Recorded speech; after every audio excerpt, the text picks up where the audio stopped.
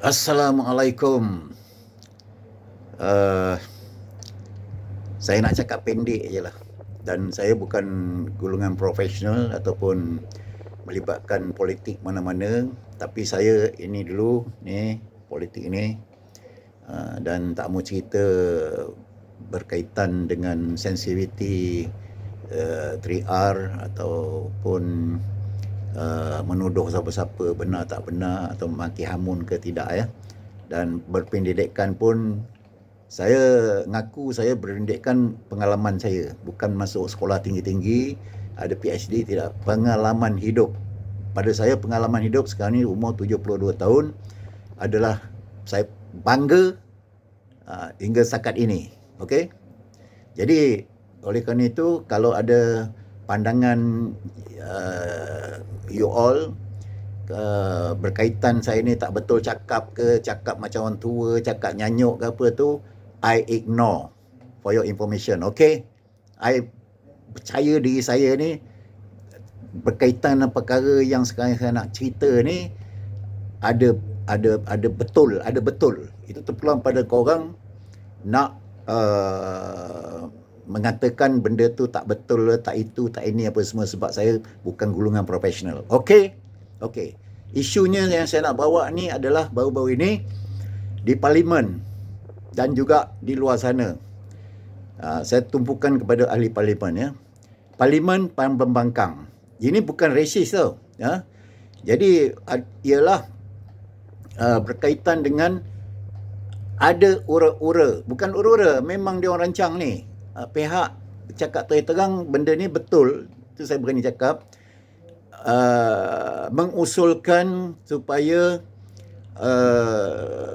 apa dipanggil persepadanan semula kawasan parlimen tu mungkin persepadanan semula, maksud dia tu parlimen tu dah cukup besar, jadi dipecahkan lagi. Contohnya, kita ambil contoh Kuala Lumpur. Kuala Lumpur ni ada 10 kawasan parlimen, dipecahkan jadi 20. Ini cara kata orang andaian ya, 20. Jadi bila jadi 20 tu, jadi adalah 20 kursi parlimen di situ. Jadi ini dalam poket aku poket. Tak payah cerita panjang-panjang lah. Maksud dia tu, udah tentu Kuala Lumpur ni, negeri metropolitan ni akan dimenangi oleh pihak-pihak tertentu je. Kuasa-kuasa undi itu adalah untuk tujuan satu ideologi je. Faham ya? Jadi di situ ada kata macam apa ni, nak cakap pun susah, itulah orang tak sekolah ni. Dia ada perancangan jangka panjang ya. Jadi di satu masa apabila kursi parlimen tu jadi banyak, jadi ideologi yang tadi tu yang banyak tu dia akan menang, akan kontrol parlimen ni. Yang lepas-lepas yang berlaku tu nampaknya ni parti ni udah down kan. Jadi di situlah cepat-cepat dia punya avalanche effect tu kan, dan cepat dia nak buat macam tu kan, supaya besok sebelum kita ni tak sedar, orang Melayu ni tak sedar kan, jadi dia akan gunakan masa period tak sedar ni. Dia kacau lagi macam-macam, kacau je tu. Jadi dia merancang,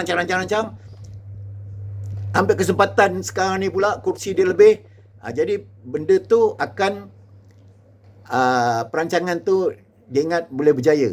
Jadi benda tu berlaku negara kita Singapura dulu macam itulah. Jadi saya tak nak cerita pasal tu, fikir-fikir. Okey.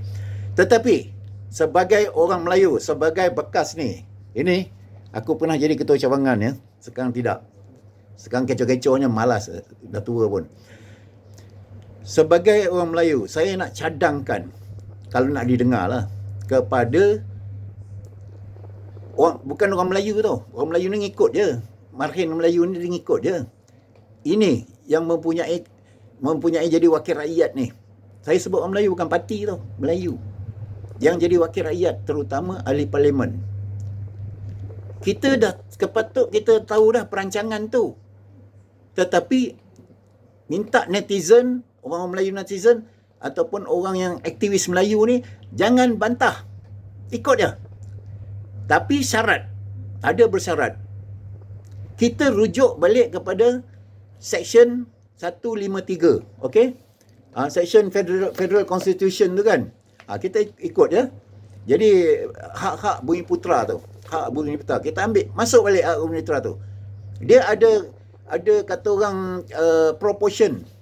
Hak bumi putera tu dalam bidang civil servant ke, dari bidang apa-apa pelayanan ke, dalam bidang apa-apa peluang-peluang ke, masih ada.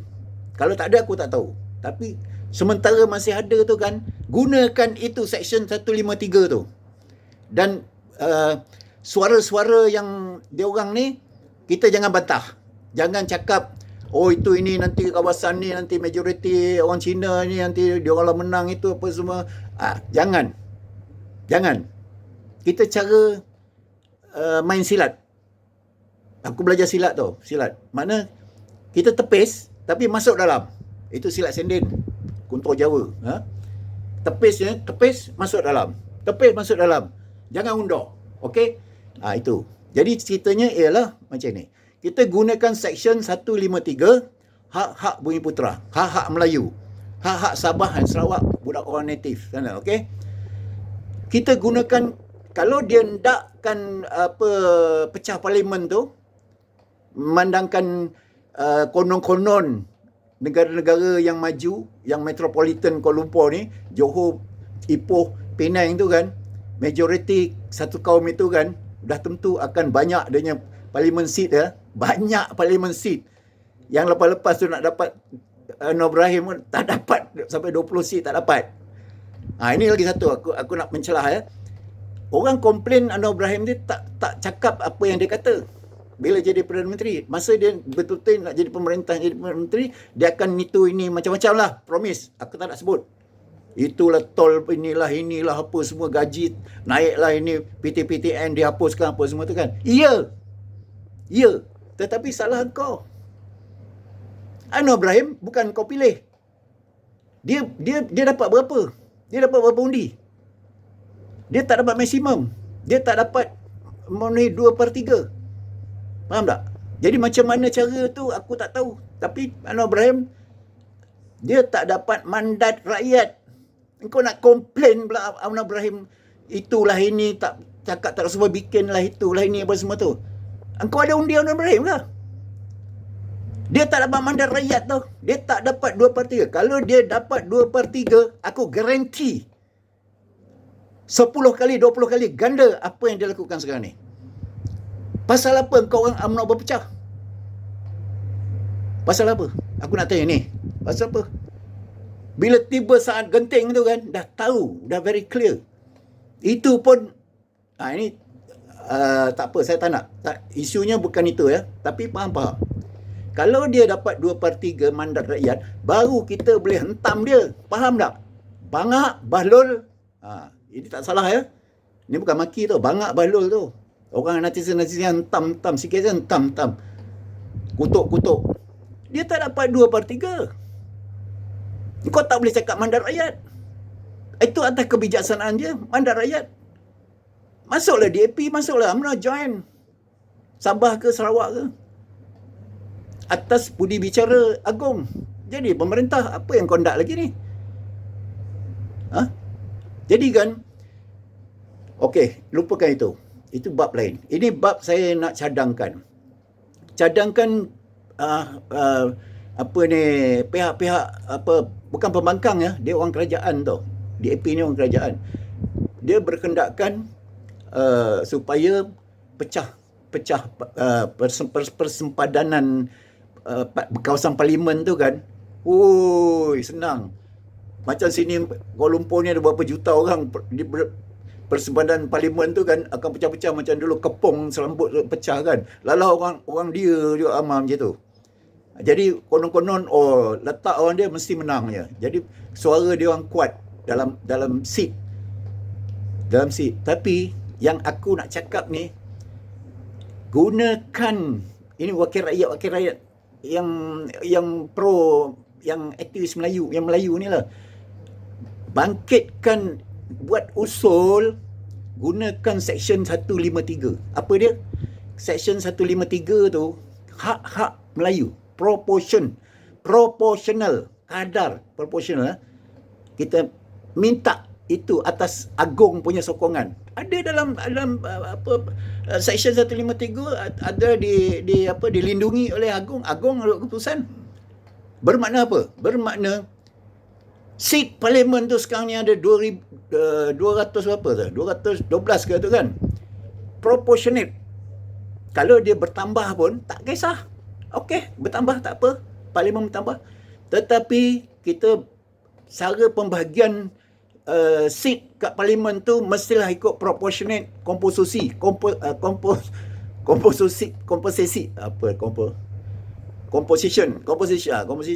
Melayu apa? Komposisi mesti mematuhi Section 153. Macam kerja civil servant berapa persen orang Melayu. Macam PTPTN berapa persen orang Melayu. Mara ada berapa persen. Itu hak. Jadi civil servant ni ambil lah. Mana hak, mana mesti percentage tu mesti ikut apa komposisi kaum. Mana seat parlimen tu pun mesti ikut komposisi kaum. Saya cadangkan, senang je calculation dia. 60% seat tu mesti terdiri hak Bumiputera. Campur sedikit yang Sabah Sarawak, orang native tu, termasuk orang asli. 60%. Okey?